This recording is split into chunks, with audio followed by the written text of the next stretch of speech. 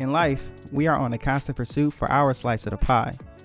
The pie comes in many forms, whether it's starting a business, higher education, pursuing a career, raising a family, and the list continues. The burdens we face during our pursuit is lessened when we are financially fit.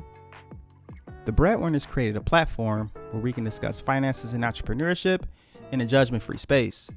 We're striving to encourage healthy financial discussions amongst our peers to capture our slice, until we no longer want a slice and would rather bake our own cake.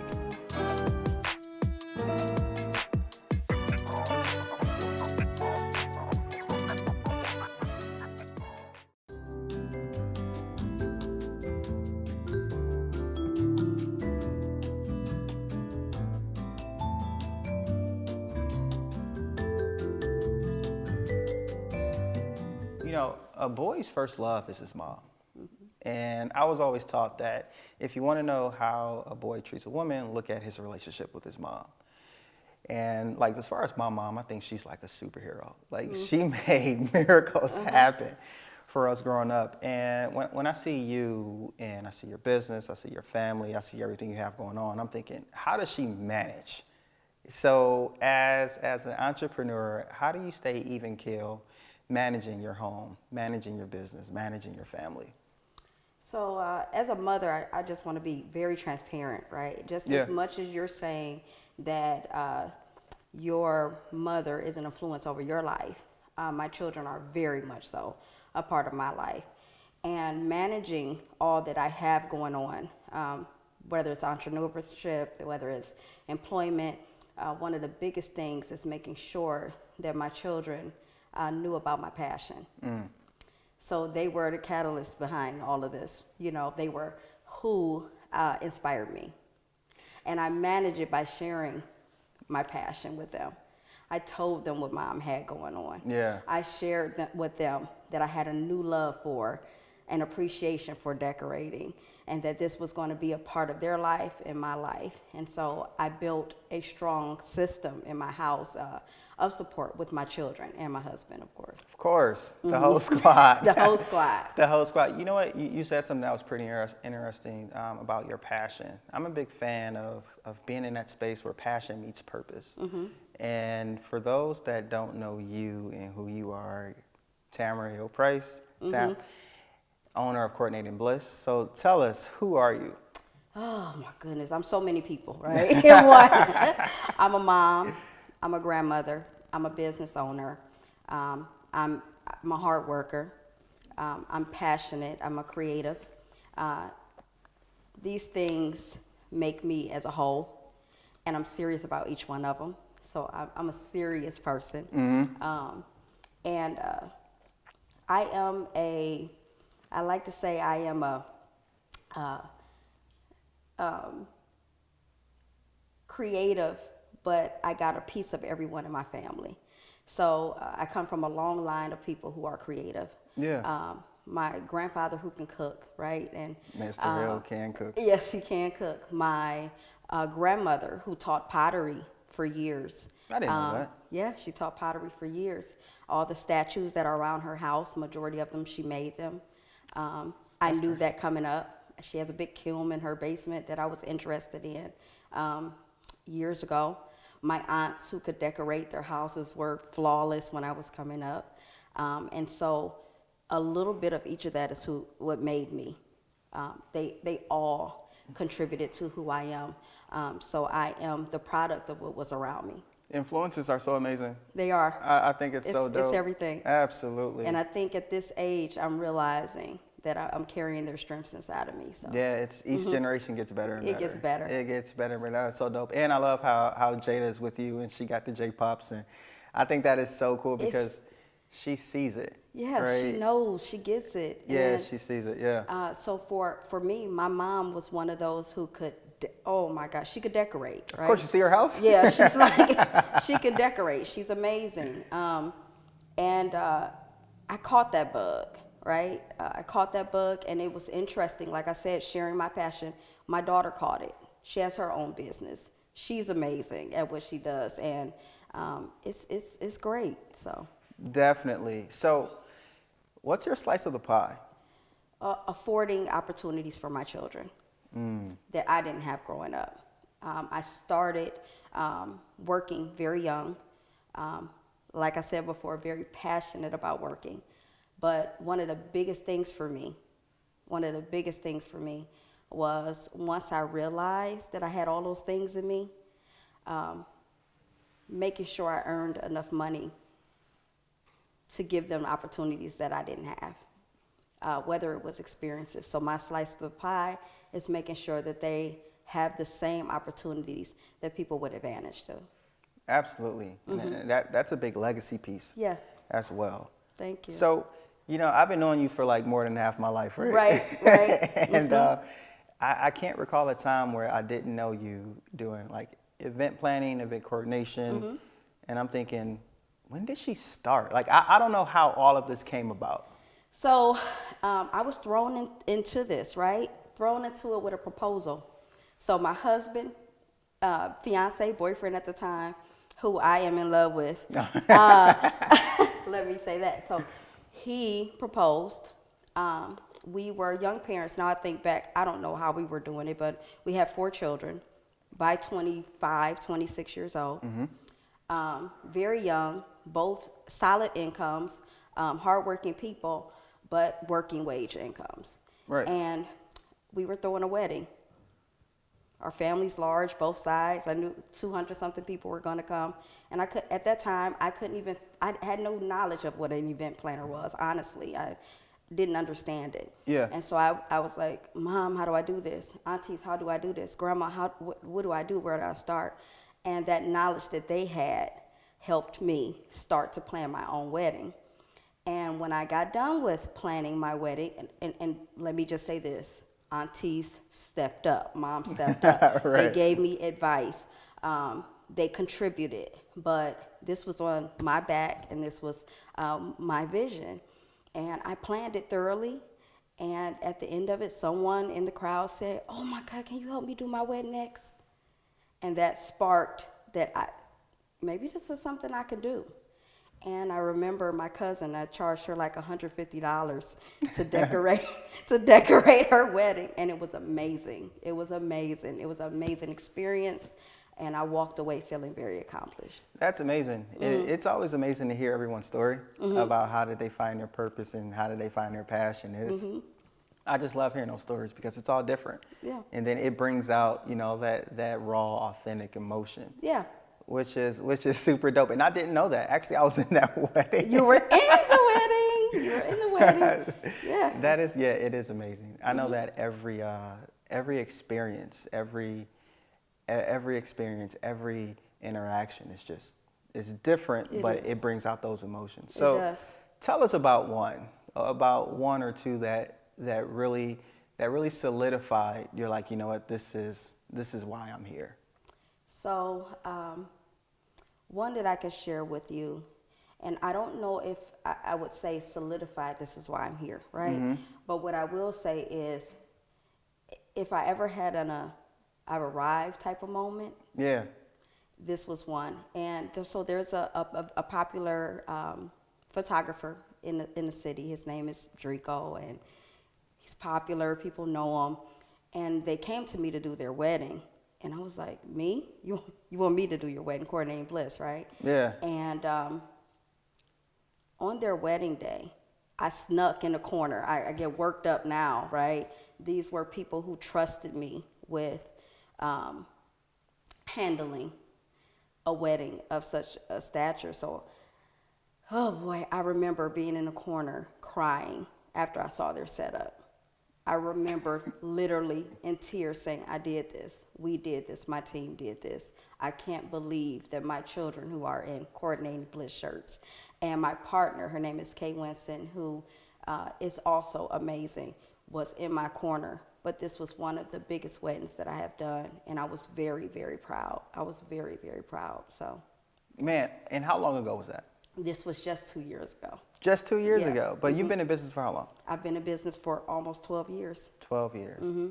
Okay, so let's take it back a little bit to where you are thinking about. So after you did your wedding, you're like, you know what, I can do this, right? So talk about those emotions, the the good and the bad that goes with starting a business with Okay. everything that's going on. Okay, so the good part would be that you're going to have a sense of pride, right? You're going to have, accomplishment. You're going to have those, but it's the times where not everything is going right, right?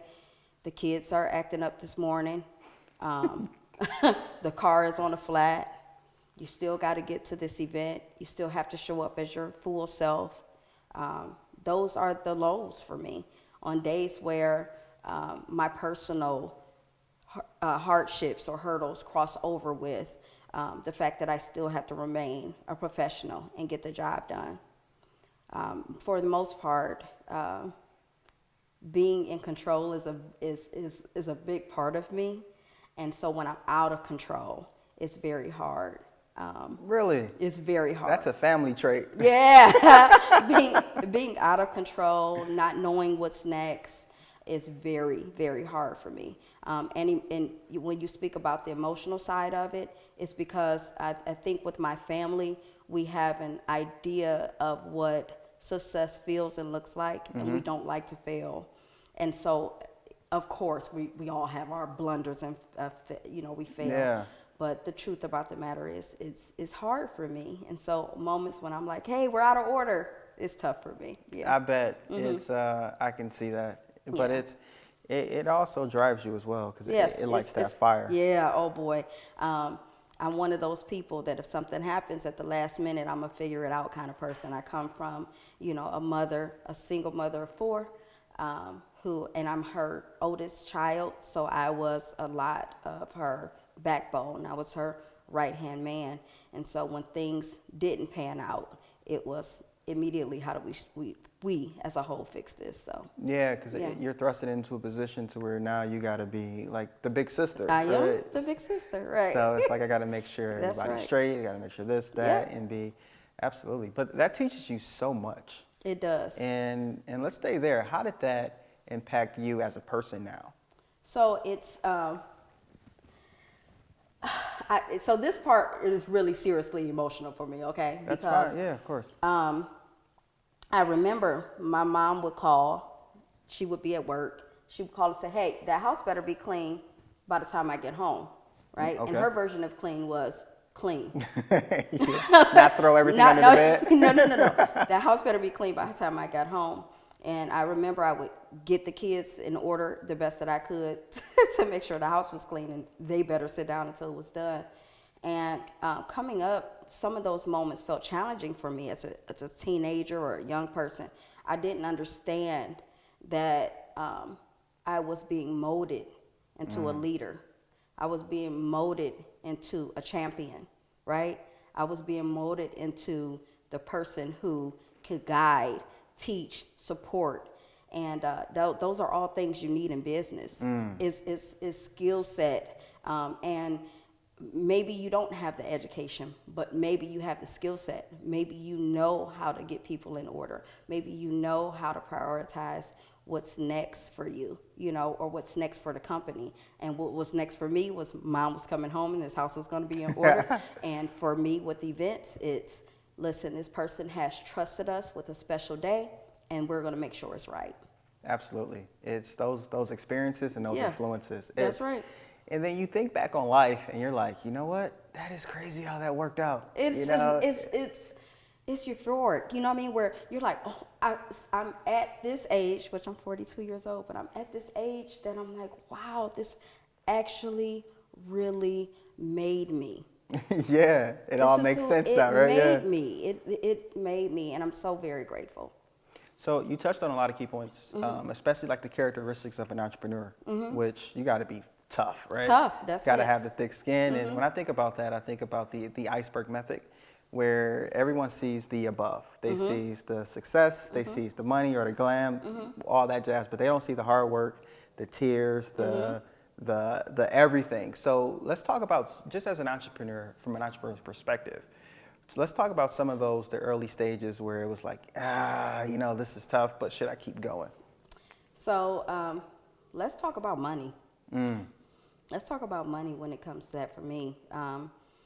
It was tough to, as a mom of 4, to purchase linen, buy centerpieces, buy I bet. things to that would build an inventory.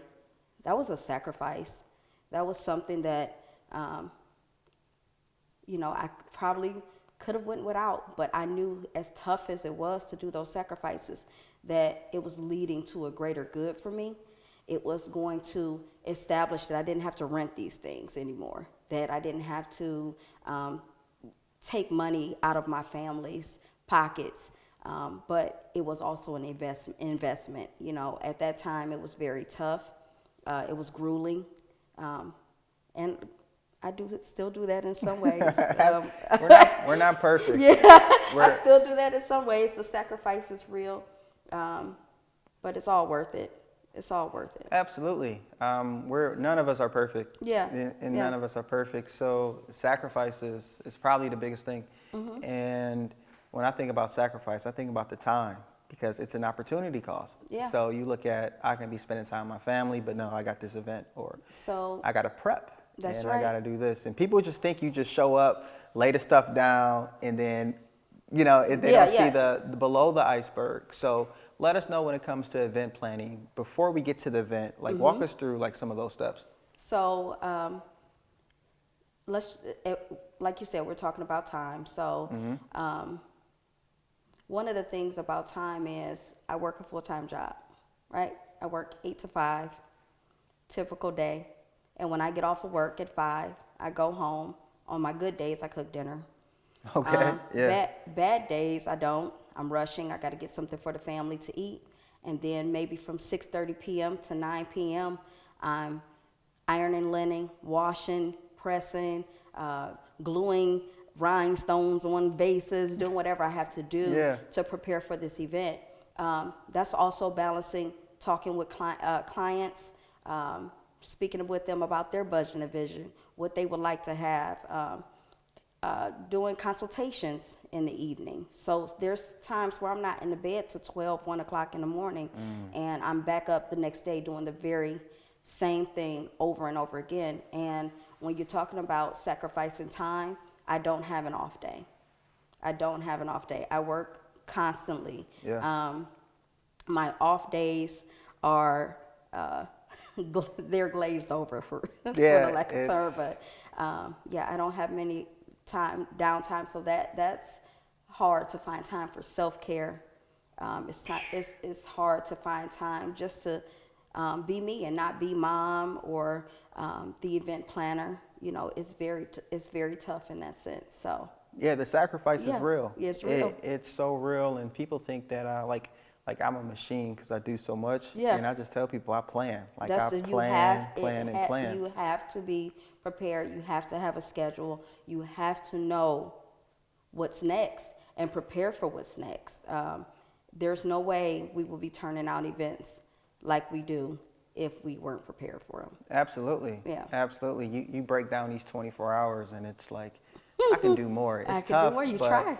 It's like, if something doesn't go right, I just got to pivot and I just got to go on the fly, because that's a part of business. Like when you write your business plan, it's like, okay, this is my plan, but we know it's fluid and things change, people change, and things like that. That's right. What I absolutely love about your business is that you have a very, very, very good book of business, to where it's like you have an event like every weekend. Yes. And I just sit here and think like, man, how does she do it? Like, how does she manage all of that? And it goes back to like my initial statement that I think moms are superheroes. Like, oh, thank you. I think mothers are superheroes because they make it look so easy. Like my wife Taria makes it look so easy, and I'm thinking that's my sister. Yeah. And she is amazing, and she has that heel touch and that locket touch on the back of her. So I love it. We just got to tone down the bossiness. Yeah. Well, I don't know. That's your challenge. No, she's amazing. She's like the person that keeps the house in order. So in order for me to go out and do my ventures, what's most important to me is my family. But she holds down the fort, and then we work on it from that perspective. And I think that's super dope. And it's some things that we just take for granted. Yeah. I do. And it's just thinking about like my mom. Like I was hosting a workshop a few weeks ago at a high school. Okay. And I was telling these people how my mom can take like $40 and feed a family of 6 plus her and my father. And I'm like, she used to make it seem so easy. Yeah. And I'm thinking. And it was good. And it was good. And it was good. And I'm thinking like, when it's my time to cook, and which is rarely my time to cook, I mean like, no, I just worked all day. Like I don't feel like doing that. Right. But it's the system. So that's pretty dope. I do. And I certainly wanted to give you your flowers for that because I think it's great. I appreciate that. Let's get to coordinating Bliss. Let's do this. Okay. So what's a typical, let's walk through a process. Okay. So they find you or they hear from you from referrals or however, they call you. What's a normal consultation like? So time frame, we're talking about 30 minutes or so. Okay. I like to pick their brain, right?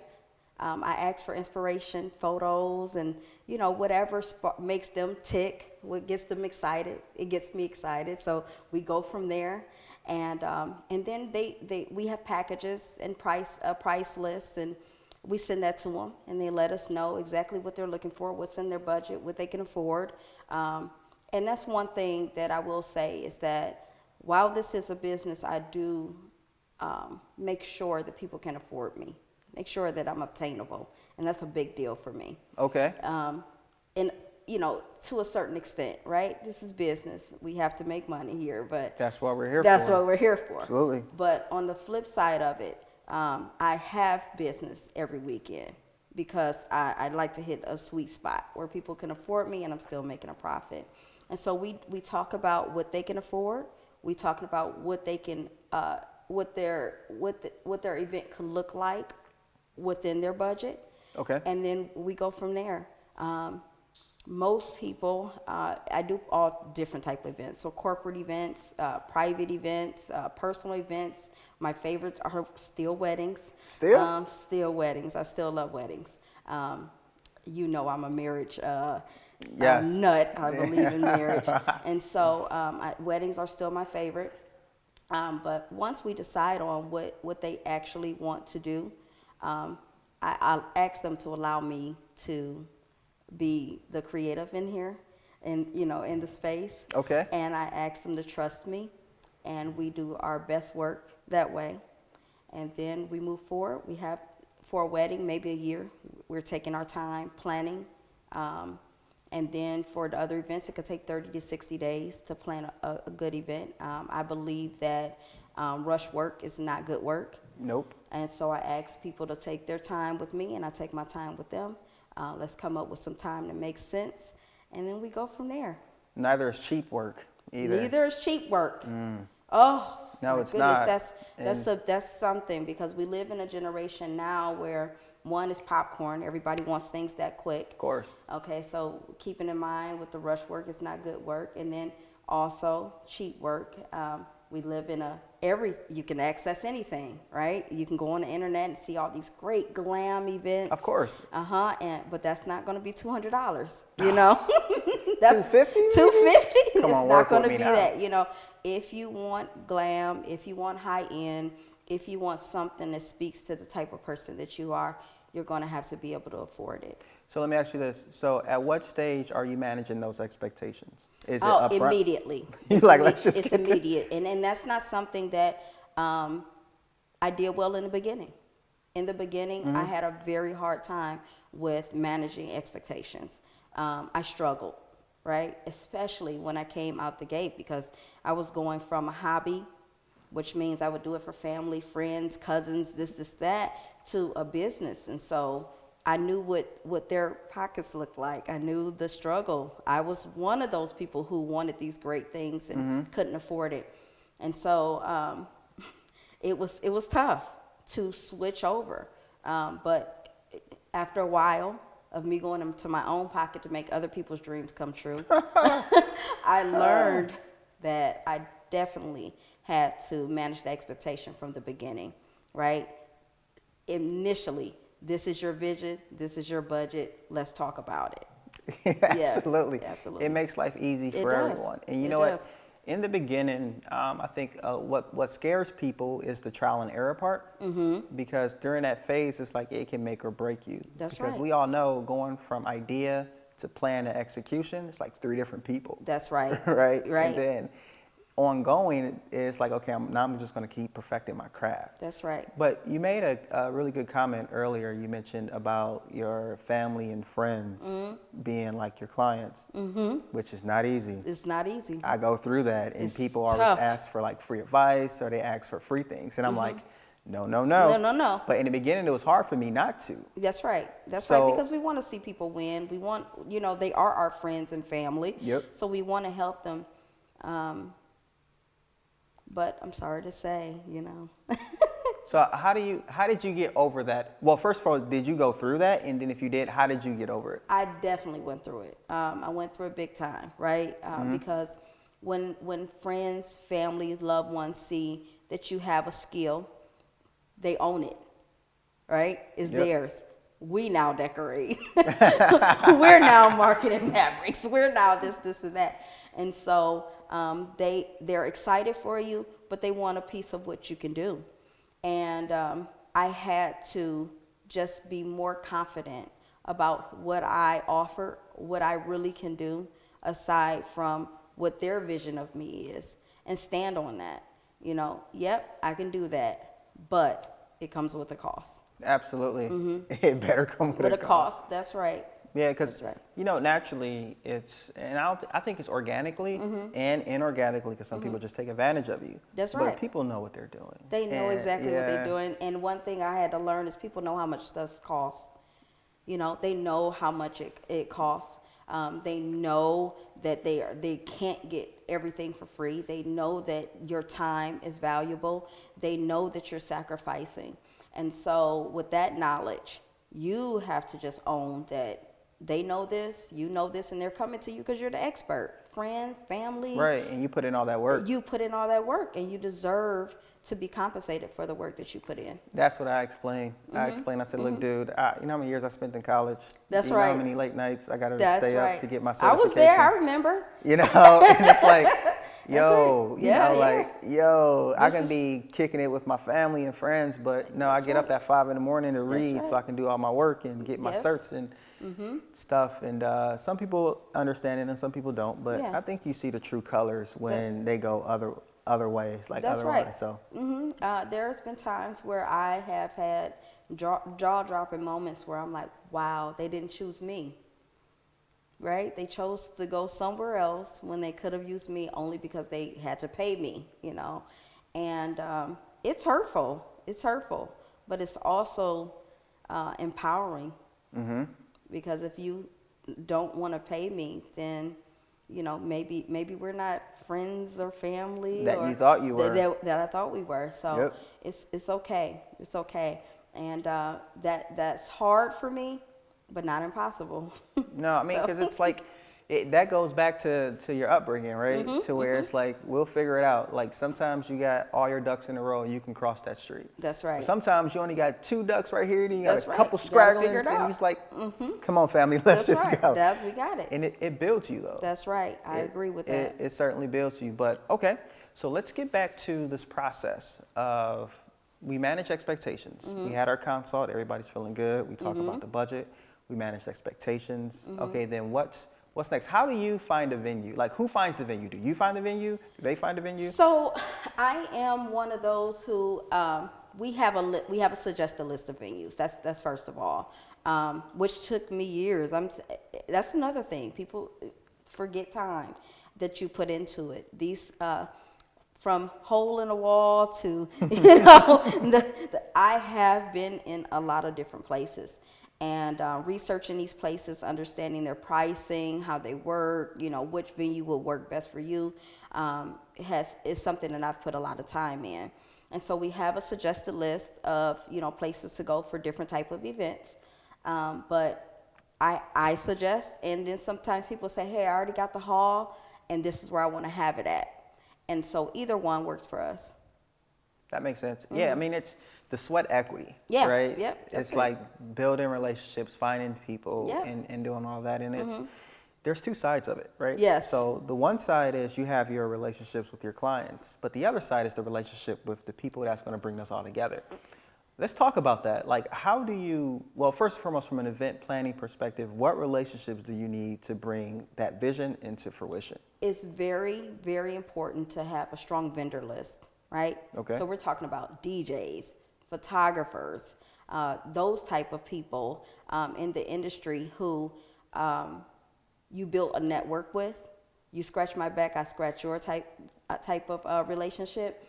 And that right there is so important, right? Because you have your vendors, you have your DJ who will say, hey, I did an event with Courtney Bliss. She was awesome. You should go to her. Or, right, I do an event and they're like, I need a dope DJ. And I'm like, hey, you need to go to so-and-so. He's really good. Yeah, She's right. really good type of thing. And so building network of vendors is very important. And as far as marketing and making sure that you are continuing to build those type of things, building relationships with these hall owners or even the hotels and the management there, you know. I didn't even think about that. Yeah, that's a big deal. And a lot of times they have standard setups, right? Let's just use a hotel. You can go in there and you can get their tablecloths, their linen, and these nice little dainty centerpieces, but they haven't seen the magic of someone like Courtney Bliss, right? Or entity like Courtney Bliss. They haven't seen what I believe we have, and that's flair, right? And so you go into these places, they're used to this. They got their system down packed. They're used to catering, they're used to setups, and then you put your wow factor on it, and they're like, we need your card. Absolutely. Right? And that's how I have built a network over years, is making sure that we leave an impression. Absolutely. So let's talk about in the beginning, because it's like building. When someone sees this, they're going to say, "Man, that sounds like a lot," right? It but is a lot. But like you mentioned before, everybody wants us in the microwave, right? That's right. That's but right. It takes years. So years. Where's a good place to start? So a good place to start, I'm going to be transparent, is I believe that you should definitely start with being educated about it. One of the best things that I did was I attended, just for a certification course, I went to Tri-C, and I wanted to learn more about the industry as a whole. And that was a great start for me. It really opened my eyes for everything that's all the opportunities in the business, right? We're talking of different facets of the business, whether you want to be an event planner, an event decorator, or both, or you want to work in hospitality. You have to figure out what you want to do with your craft and get some understanding behind it of how things work. So that helped. And then the next thing is to make sure you're serious about it. That's the bottom line, because it is serious. It's serious and it's hard work. So I would start, let's see, how would I start? I would start with making sure that I tell people what I plan to do, how I plan to do it, and ask them to clear my path, because I'm on my way. Get out my way. Yes, right. Get out my way. I absolutely love it. I absolutely love it, because seeing the growth, because like people never get the flowers where they can still smell them, right? And when you're in your grind and you're in your journey, you don't really you can't really stop, because that phone always rings. It rings constantly. And as a business owner, it's like, that's our livelihood, and that's how we thrive. So yeah, it's amazing. That is so dope. that is. You are very welcome. So now we're at the day of the event. And we got the vendors, we got the DJs, we got Jada doing the balloons. We got all of that. Now we're at the day of the event. Do you ever get anxiety? Every event. Even present day? Present day, every event. I get anxiety so much that I have to, we're up at the crack of dawn. So event day, I'm up at 4:30 in the morning, 5 o'clock in the morning. I'm doing my checklist. I'm making sure that the trucks are loaded, that we have all the items that we need for this event that day. And then I need time to just sit for 1 second to breathe through it, right? Because my anxiety is through the roof. Your woosah moment. Right? That's it. I have to have that moment where I'm like, okay, you can handle this, we can handle this, and it's time to move forward. I know if I think about my wedding day, how important it was that everything went how I envisioned it to go. And I know that that feeling someone has hired me for. So I want to make sure it's right, you know. So I need that moment to step aside and say, let's move forward. Yeah. Let's do this. Let's do this. Absolutely. It happens all the time, like Yeah. especially with me too. Everything that I do, it's I get that anxiety. It's especially when I host workshops. Can't tell. Like at schools. No? Can't tell. Oh yeah, it works me up. I tell Yeah. Jason this all the time. Yeah. It's like I get worked up. My heart start beating fast Yeah. because I'm thinking, is these kids gonna like me, you know, and You stuff never like know. that. You don't know, but you know, we make it happen. We push through. I don't have a choice. Yeah, Like, that's it. That's Whenever I do these things, I say you don't have a choice. That's like it. there's no alternative. So this is what it is. put your game face on, go in there, and then it's lights, camera, action. Like That's right. once I get started, it's over. That's Like, right. I'm good. That's You how know? it is. Once I start to set things up, once I see the vision come into life, it opens me up. I'm happy. I forgot that I was sweating an hour ago. Yeah. I love it. I love to stand back and just watch everything unfold, and the people enjoy the atmosphere that we set. So, okay, I like that. So this is Slice of Pie. You know, it's a podcast about personal finance and entrepreneurship. I am a financial planner. Yes. Big into money. Yeah, I so know. what's one of your financial vices? Oh my goodness. So, I would say overspending, right? Okay. I am a nut about decor, right? So if I go into any store and I see a vase, it's mine, right? that could possibly be for an event. Yeah. It's mine. The other thing is money management. Money management is a vice for me. Making sure that I put money where it goes, saving it, using it how it should be used. That's a vice for me. That's a big vice that's for a me. process. Yes. And it's something that's so fluid and something you have to continue to work on. You work on Because it it's- constantly. Like I tell people all the time, I'm far from perfect. In each episode, I'll give a different vice because I'm like full of vices. Yes, So- that's what it is. So one of my other vices, I don't think people know, is like always like buying stuff for like my family. Yes. It's a guilt that I carry because it's like I want to make sure they have. And I'm not saying I grew up bad, but Yeah. I'm just saying like I want I them to don't want have them and to- have. And it comes from an emotion that it's like, dude, you know, like you can't do this, but I constantly overcompensate. Yeah, I feel like you and- have to do it. And do So it. Yeah, we're not perfect. that's it. So I'm a mom and I'm a grandma. Does that feel weird? It feels perfect. Does it? Oh, it's the best. If you think you love your kid, wait till you meet their kid. That's what I tell everybody. Wait till Yeah. you meet their kid. It's amazing feeling. And there's no Barbie doll that my granddaughter can have, right? Unfortunately, my sons are still on you want to give them everything that you didn't have. You want to blanket them from things. So that's another vice. You know, if I see a need, I feel like I need to fit Step in. in I and need be to the step mom. in. I That need is to be so a you. mom. I have to fix it. I can't let them hit the pavement, you know, and that only comes from the fact that I was a very young mom. Yeah.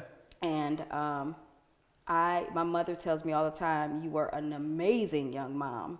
I think about it now and I don't even know how I got through it, you know, because I was 16. I was a young mom. Teen mom, yeah. I was a teen mom. And I didn't come from the generation of where, you know, it was popular or it was on TV. Yeah, that was a thing. Yeah, that was a thing. I was OG mom. Like I was the you're gonna get talked about going to school mom. I was the make a way mom, and it was very tough.